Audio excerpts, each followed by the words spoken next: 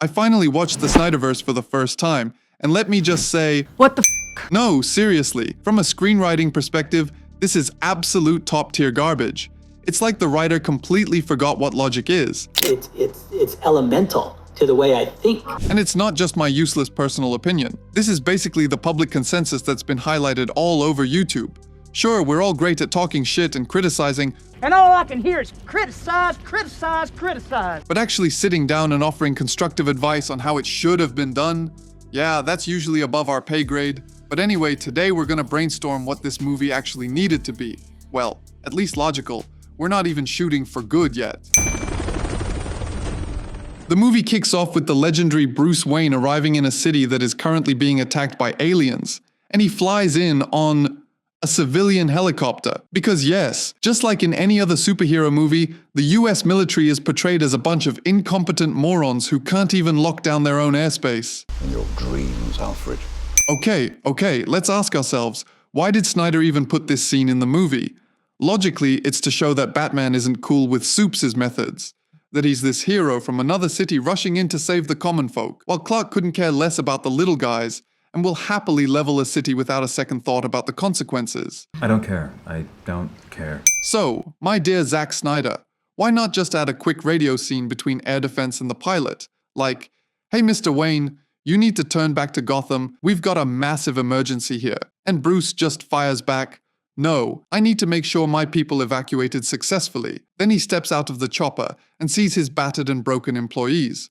Which, by the way, would actually make sense, because he should have ordered the evacuation before leaving Gotham. Jack, listen to me. I want you to get everyone out of the building right now. So that by the time he arrived, everyone would already be safe. Instead of, calling his office a whole hour after the invasion started. That's right, we're too smart for him. So Bruce sees his wounded people, looks at the ruined city, and then, close up on Clark and Zod brawling.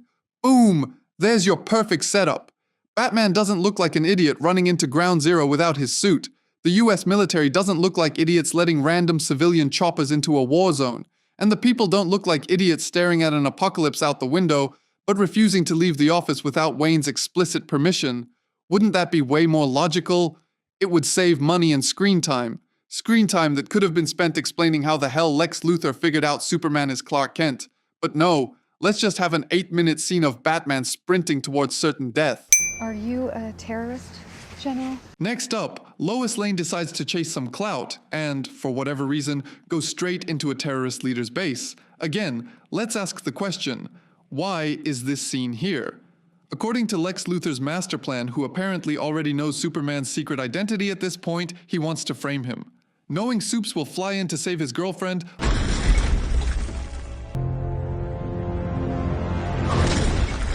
Lex orders his goons to slaughter the villagers and tell everyone Superman did it. Except, I really don't get his methods here.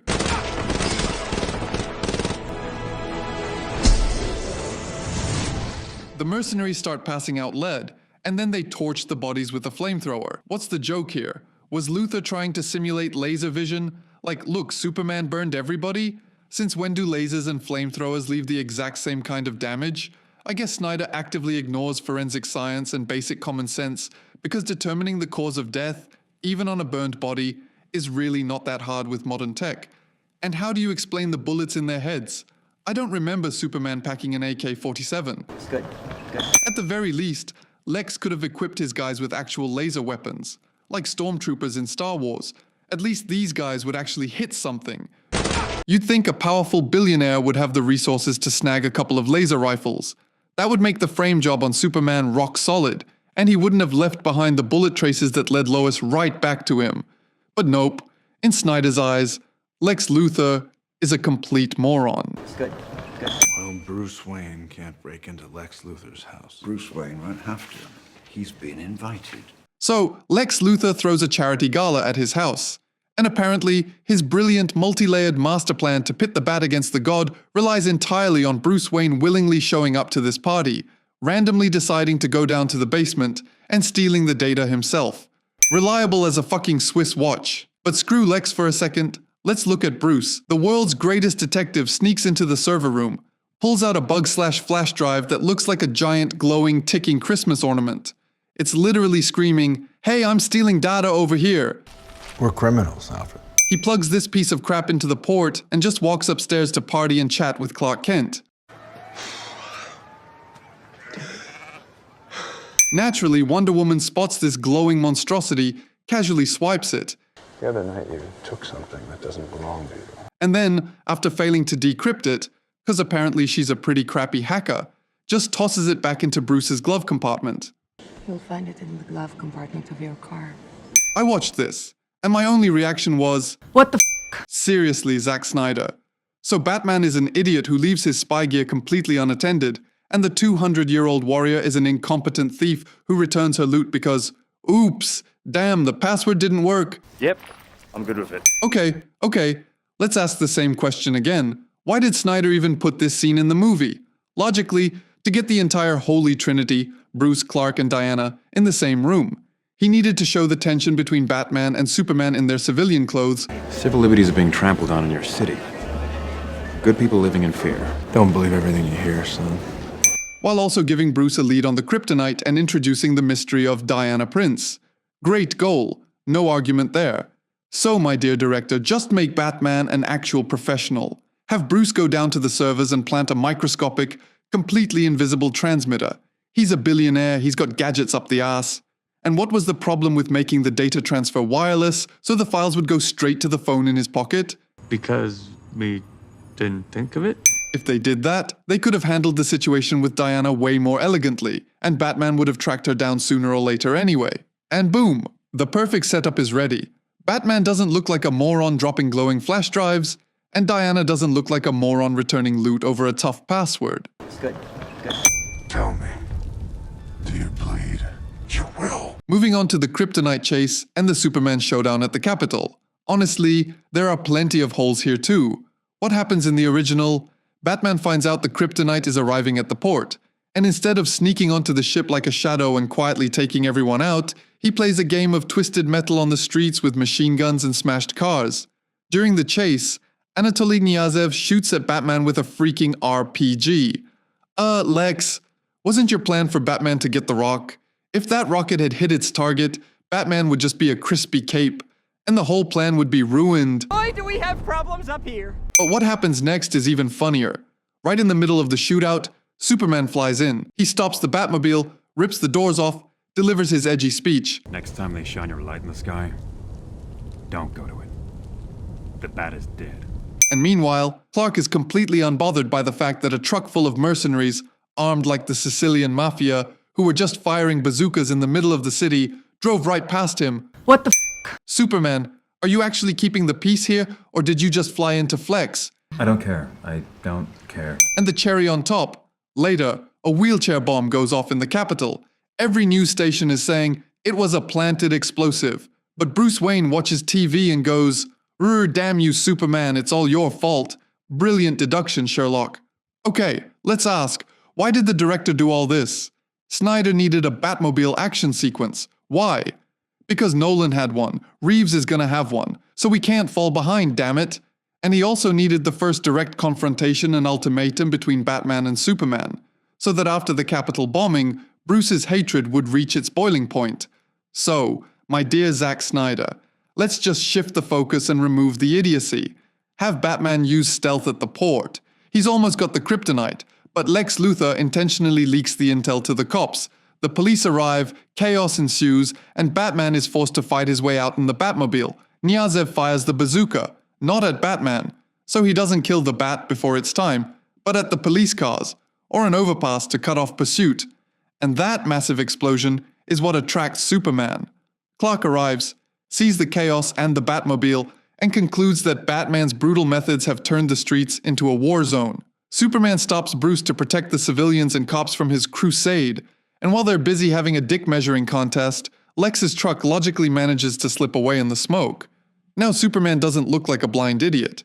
He just chose to stop the guy he considered the biggest immediate threat. And what about the Capitol explosion? Simple. Don't use a normal bomb, have Luthor use those exact same lasers in the wheelchair, like a laser grenade or something. I don't know, it's sci-fi. It's good. Good. Then, on the security cameras outside, You'd clearly see lasers blowing out the office and probably leveling the whole Capitol along with it. Boy, do we have problems up here. So Bruce Wayne watches the news, sees the building collapse from lasers shooting out in all directions, and thinks, Superman snapped. He just burned all his critics alive at once. Bingo! Batman doesn't look like a deranged paranoid denying basic facts. Because honestly, I still don't get how he thought Supes rigged a TNT explosion. Now he actually has a real visually confirmed motive to go out and kill the alien. Would you like to assume command? Yes, I would. Next up, we've got crafting the alien and crafting the anti-Supes counter. After the Capitol explosion, instead of turning on his X-ray vision, scanning the rubble and finding Lex's tracks, Superman just flies off to the snowy mountains to chat with his dad's ghost. Something in it. Guess he got mad at the whole world. Meanwhile, Lex Luthor walks onto the Kryptonian ship, presses Zod's sliced-off fingerprints against the scanner, and the artificial intelligence, AI, goes, "Oh, General Zod, you've changed so much. Got some hair, but welcome back." Your security override has been accepted. Genesis chamber ready to analyze genetic samples. Seriously? A hyper-advanced alien race doesn't check retinas, DNA, or just do a basic facial scan, and then the AI says, "The creation of Kryptonian deformities is strictly forbidden by the Council." Action forbidden. It has been decreed by the Council of Krypton that none will ever again give life to a deformity. And Luthor just goes, "Please," and the ship goes, Very well. What the If it's strictly forbidden, why does the ship still have a giant microwave with the exact perfect settings to cook up a doomsday? By the way, why did Lex even need this Schwarzenegger homunculus? If you think about it, he was supposed to be Plan B, so maybe Lex should have prepped him in advance, instead of doing it 1 minute before Supes flies in to wreck his shit. Oh, circus is back east. And okay, if Dooms kills Clark, then what the fuck happens next? How was Lex planning to put that beast down? To make this logical, I don't know. Lex Luthor is so dumb he should have at least given himself a way to control the thing or suppress its will. Otherwise, it would kill Soupies and then the rest of the planet. Good job, Lex. Also, you wouldn't have your stupid philosophical beliefs challenged. Good. At the same time, Batman is looking at a green rock he's seeing for the very first time in his life, and he instantly crafts gas grenades and a spear out of it, like he's been working with it his whole life. And Lex Luthor magically guesses that Batman will call Clark out for a fight on the exact same night Doomsday finishes cooking. Man's a psychic, nothing less. Okay, classic question. Why did the director do all this? Snyder needed to give Superman a moment of spiritual crisis. Luthor needed to create the final boss, and Batman needed to craft his weapons for the gladiator fight. So, dear director, let's patch these plot holes. Superman's depression. Don't have Clark run from his problems. Show him hovering over the Capitol ruins, using his microscopic vision, and finding lead shrapnel with the LexCorp logo in the ashes, since lead is the one thing Clark can't see through. He realizes who framed him. But before he can fly to Lex and rip his head off, Lex has already kidnapped Lois and Martha, tying Clark's hands. And you can just include the conversation with his dad's ghost as a vision during a moment of deep despair. Not a literal vacation in the mountains. Lex hacking the ship. Don't make the alien AI stupid. When Lex uses Zod's fingers, the AI should say, "Fingerprints confirmed, biometric mismatch, access denied." And that's when Lex pulls out a piece of kryptonite and forcibly hacks and infects the ship's systems using his own tech. The AI resists. Warning, you are attempting to activate a forbidden military mutation protocol. And Lex just bypasses the firewall. That proves Lex is an evil genius capable of bending an alien mind to his will. Not just some dude who got lucky with the intercom. Very well. Batman's engineering genius and timing. Like we discussed before, when Alfred decrypts that flash drive, have him find more than just meta-human photos. Have him find the full blueprints for aerosolizing kryptonite. Luthor intentionally left Batman the instruction manual on how to kill Superman. Bruce is just building the weapons based on Lex's designs. And Lex didn't guess the night of the fight. He just waited. Doomsday was lying in the incubator in Stacy's. If Batman had lit the bat signal on Wednesday, Lex would have released the monster on Wednesday. That already sounds way more logical. But honestly, the further I go, the more hopeless Zack Snyder seems to me. You're letting him kill Martha. Okay, the final duel between Batman and Superman, and that infamous Martha moment. Save Martha. Which has become a bigger meme than the movie itself. Lex kidnaps Lois and Martha Kent to force Clark to bring him Batman's head on a silver platter. Clark flies to Bruce with an ultimatum, gets a cloud of kryptonite gas to the face, then a spear to the shoulder, and is lying on the floor half dead. In his final moment, he says, "Save Martha." And Batman, who a second ago was entirely justified in wanting to shove a spear down his throat, suddenly freezes with a Windows-era face, all because his dead mother was also named Martha. I watched this and thought, What the the greatest detective on the planet, whose paranoia has basically put him under house arrest in his own city, hears a dying alien say a woman's name, and instead of asking, "Why the fuck are you saying my dead mother's name right now?" he just drops the spear like he just saw the Virgin Mary. No, overall I get it. Soups already knows Batman's secret identity. But why not show reporter Clark Kent digging into the Gotham Bat beforehand and finding out about his mother's death and her name? Then, in the heat of battle, that scene would actually work. We'd know Supes is intentionally pushing Wayne's psychological buttons that he researched in advance. Instead, in Snyder's version, we get, well, why wouldn't I refer to my own mom by her first name? It's elemental to the way I think. By the way, why does Bats throw the spear away in the first place? No, I get it. You guys are besties now. It's a dramatic gesture. But use your fucking head. The government is about to storm this place to shut down a brawl between two dangerous freaks. They won't find you, but they'll absolutely find the spear, which could easily kill your new buddy. Take it with you. And then, during the fight with Doomsday, you can drop it by accident or something, so Clark still has to sacrifice himself. But no. Let's drag this out for a ton of screen time just so Soups can heroically save Lois for the millionth time. Yep, I'm good with it. Okay, next we have Martha's rescue. Batman bursts into Luthor's warehouse, guns down the goons, breaks their bones, stabs them with knives. Is it badass? Yes. Is it appropriate? No. Why are we given zero explanation as to why this Batman is straight up killing people? Batman is a character whose entire mythos revolves around one rule: I don't kill. But here, it seems that rule only applies to Superman, while the mercenary category of people we shouldn't kill just doesn't exist. Great job, Snyder, screw the law. Well, whatever, maybe his solo movie would have explained it, but there's no point guessing since we're never getting it. Thank goodness for that. Meanwhile, Soups flies to the ship to confront Luthor. The computer counts down 10 seconds to the monster's birth out loud. And what does Clark do? That's right.